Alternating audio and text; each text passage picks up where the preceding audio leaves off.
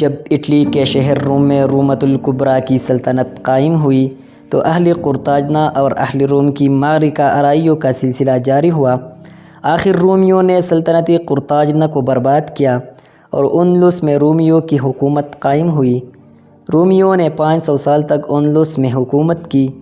شہری روم سے اندلس کا حاکم بطور وائسرائے مقرر ہو کر آتا تھا اور سالانہ خراج اس ملک سے وصول کر کے دارالسلطنت روم میں بھیجتا تھا۔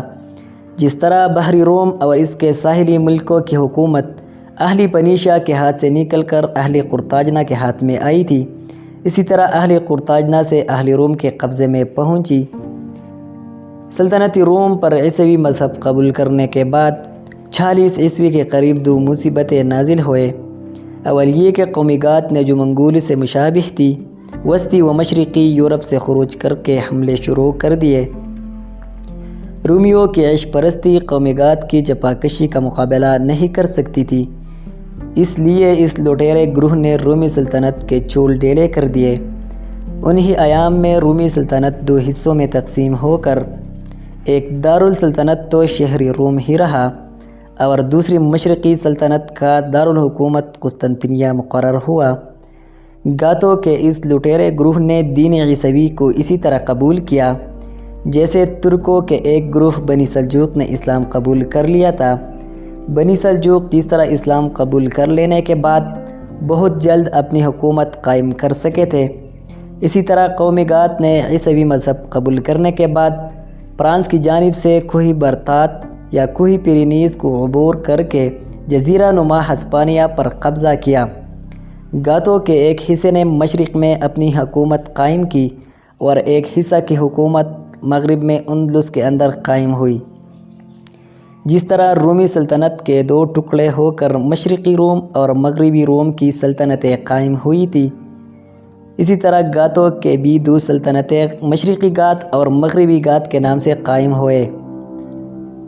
مغربی گات کو چونکہ حکومت اور مذہب ساتھ ہی ساتھ ملے تھے، اس لیے انہوں نے عیسائی مذہب قبول کرنے کے بعد بھی اپنے آپ کو روم کے مذہبی پیشوا کا ماتحت و محکوم نہیں رکھا، بلکہ اندلس کے عیسائی پوپ روم کی سیادت سے آزاد اور اپنے مذہبی معاملات میں خود مختار رہے۔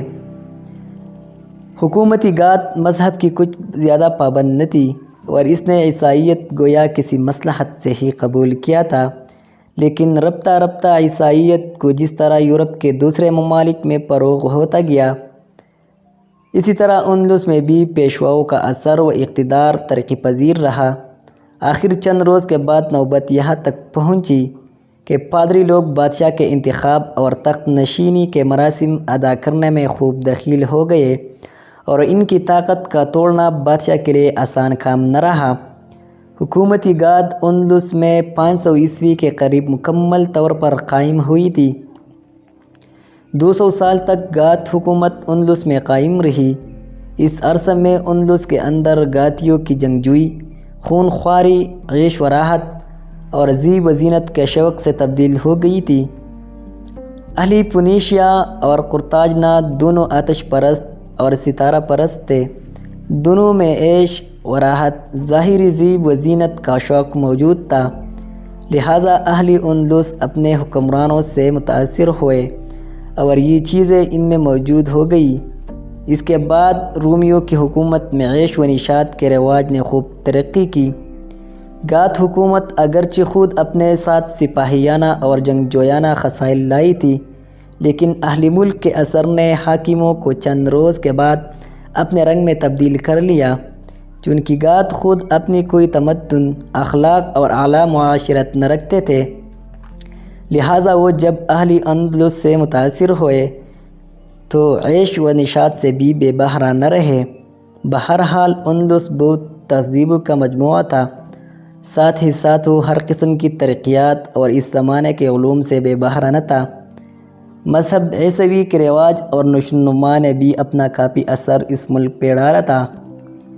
700 عیسوی کے بعد گات حکومت کا بھی اس ملک میں خاتمہ ہو گیا اور ایک مشرقی قوم نے ایرانیوں، رومیوں، شامیوں، مصریوں، یونانیوں کی حکومتوں کو ہی نہیں بلکہ ان ملکوں کی مشہور تہذیبوں اور مذہبوں کو بھی پامال کرتے ہوئے اس ملک میں داخل ہو کر بت پرستی اور عیسائیت کی جگہ توحید کا عالم بلند کیا اور اسلامی حکومت قائم کی، جس کی تفصیل آگے آئے گا۔ گاج سلطنت میں امتدادی زمانہ کے ساتھ ہی ساتھ مذہبیت ترقی کرتی گئی۔ وہاں علیحدہ مذہبی مرکز یعنی چرچ قائم تھا۔ قانونی سلطنت میں تنگدلی خوب داخل ہو گئی تھی، جس کا نتیجہ یہ تھا کہ اندلس کے یہودی دم بدم ذلیل ہوتے گئے۔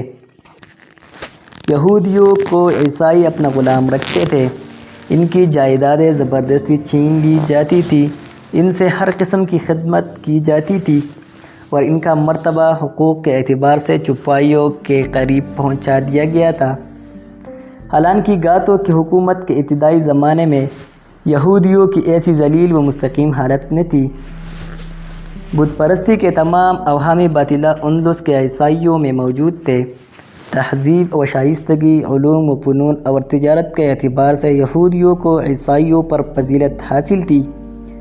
عیسائی عام طور پر عیش پسند اور تن آسا تھے، مگر یہودیوں میں جفاکشی موجود تھی۔ چونکہ یہودی تعداد میں کم تھے اور حکومت بھی عیسائیوں کی تھی، لہٰذا وہ اپنی نجات کے لیے کوشش نہیں کر سکتے تھے، اور پادری لوگ معاملاتی سلطنت میں اس قدر زیادہ دخیل ہو گئے تھے کہ بادشاہ ان کے خلاف کوئی کام کرنے کی جرأت نہیں کر سکتا تھا۔ بڑی بڑی جاگیریں اور زرخیز علاقے پادریوں کے قبضے میں تھے۔ خود پادریوں کے مکان پری خانے بنے ہوئے تھے۔ عیش و عشرت کے تمام سامان اور بدمستیوں کے تمام نظارے پادریوں کی مجلسوں میں دیکھے جاتے تھے، لیکن کسی کو بھی مجال نہ تھی کہ ان کے مذہبی اقتدار کا مقابلہ کر سکے۔ پادریوں کے فتوے بڑے بڑے عالی جاہ اور صاحب سطوت لوگوں کو سرنگون کر سکتے تھے۔ ایک ایک پادری کے پاس 100 اور 200 بربری غلاموں کا موجود ہونا تو معمولی بات تھی۔ گاج سلطنت کا دارالسلطنت تلیتلا تھا۔ تلیتلا میں اسقفی اعظم لارڈ پادری، جو چرچ ہسپانیہ کا صدر اعظم تھا، رہتا تھا۔ اسقفی اعظم کے حقوق میں یہاں تک ترقی ہو چکی تھی کہ وہ بادشاہ کی معزولی کا فرمان بھی صادر کر سکتا تھا۔